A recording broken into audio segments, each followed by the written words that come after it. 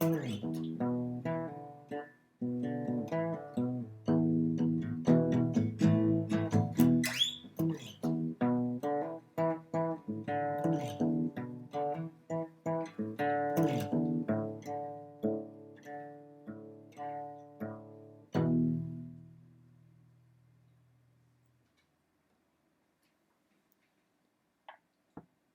everybody to episode 7. We are back on this radio game. And the thing that I wanted to talk about is something that I've been talking about a lot with my students, but I want to take this outside of the English classroom, and it's the idea of the curse of knowledge. This thing has been on my mind since this summer, and that's the idea that you are cursed by your own knowledge. Essentially, it's the idea that, well, the more you know, the harder it is for you to explain things to others because you start taking your knowledge for granted. I think a lot of our depression comes from that, from taking things for granted, forgetting how you learned how to walk, forgetting how you learned how to eat, forgetting all that failure, forgetting all those times that you stuck that spoon in your cheekbone, instead of going straight for the boca, you went for the cheekbone, baby, because it was hard, man. You were trying to nail those mechanics. I have a 2-year-old niece now, and I observe it a lot. I observe her learning, failing, learning, failing, failing 10 times, to succeed one time. And she's free. She's free from this curse of knowledge stuff. But there's another effect. There's another side to this idea of the curse of knowledge. It's also this idea that you know everything. Because you get to a point when you think you know everything. And as we know, in philosophy, that's a flaw to think that way, right? Because the only thing I know is that I know nothing, quote Aristotle. But we don't function that way. We actually begin to think that we know everything. And you know what? I'm worried that it affects our personal lives because, well, I'm going to give you a routine example. For example, you get on that dating platform. You get on Tinder or Bumble or something like that. And, and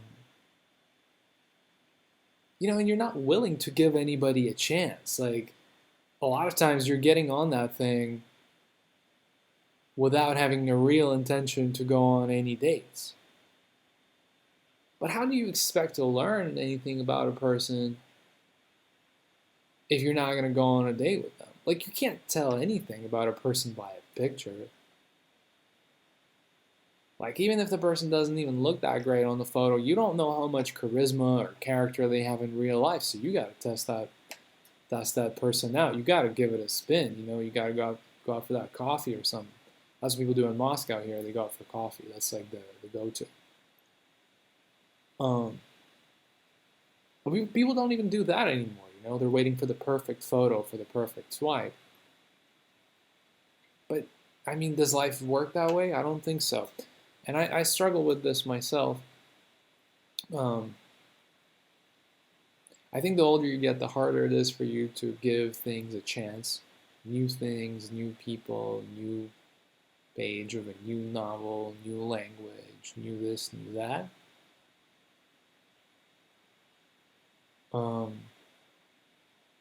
Which also has to do with this thing called the end of history illusion, right? The illusion that it's the end of history. The older you get, the more you feel like it's the end of history, But it ain't.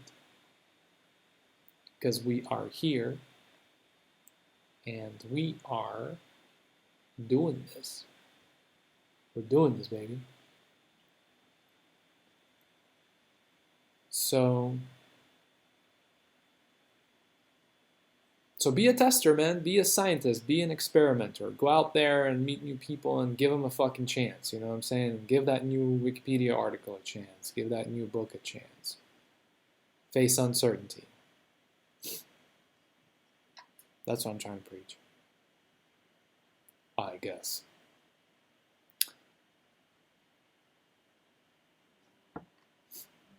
Anyways, movie talk. Me and my friend Jora watched a new Netflix movie that just came out on January 15th called Outside the Wire. And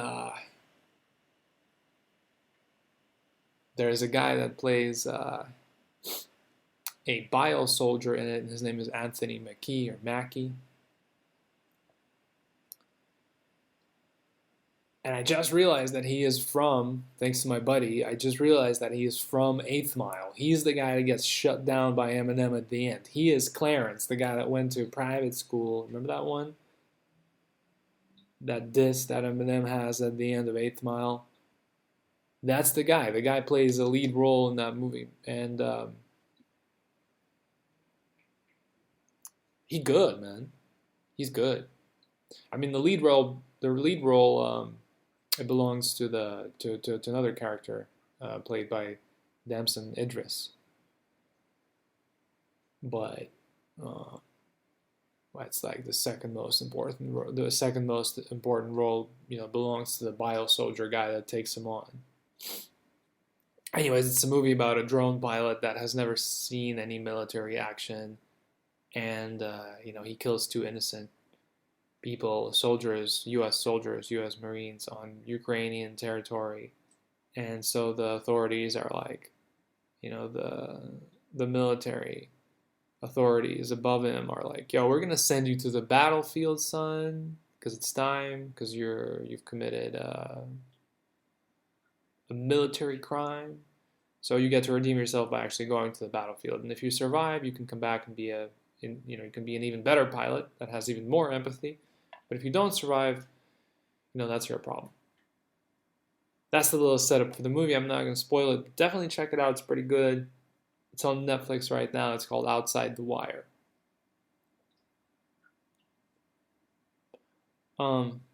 It's a peculiar one to watch as a Russian American person. The whole situation with Ukraine is tricky.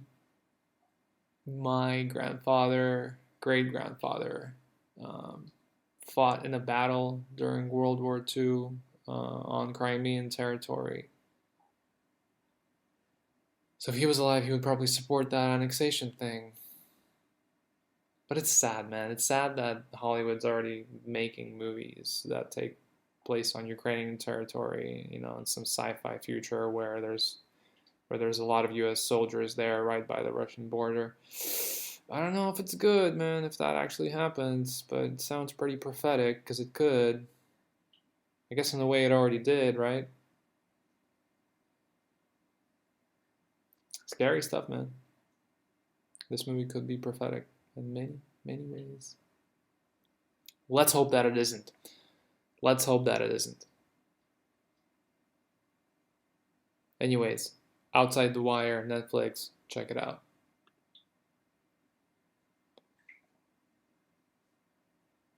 What else have I been up to? I'm playing these like old school games. I don't know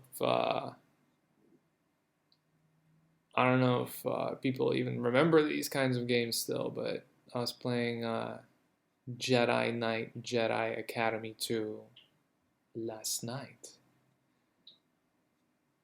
with Kyle Katarn as the main character. Man, that shit is poppin'. I love that game.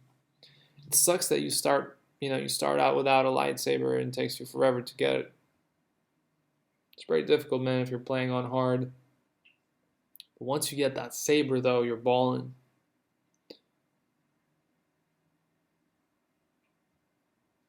Check that game out, man. If you're younger, check it out. Jedi Academy 2. Best Star Wars game ever made. Hands down. Nothing beats that motherfucker. Check that one out. Get real with it.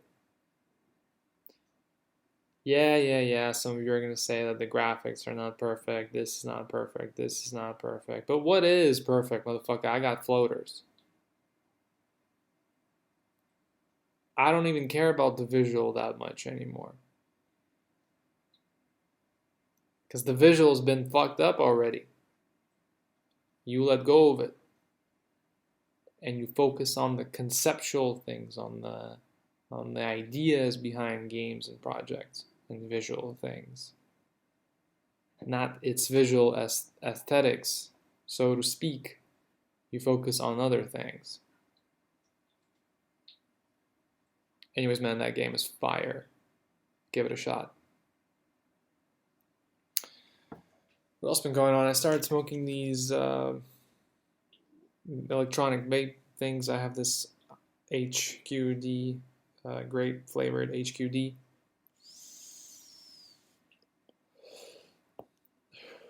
Man will get hooked on those quickly.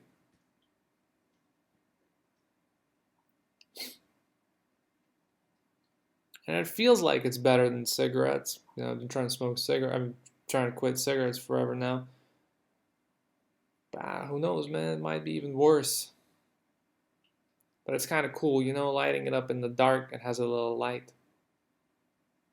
It's entertaining. I see why teenagers get into it.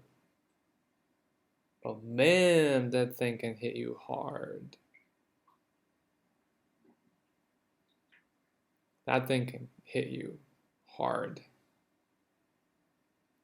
Just unloads that nicotine into your system, man. And you know what else can hit you hard? That weather in Moscow at the end of January. Man, that hits hard too. Coldest time. It's negative 23 Celsius right now. I'm not sure what it is in Fahrenheit, but it's pretty damn cold. And I'm about to do a little grocery run. I could order, but I ain't going to do it. I'm going to walk. I'm going to walk to the store, put on that mask, and I'm going to get those necessities. Y'all be safe. Y'all have a good one. And I'll catch you in the next one. I'm out.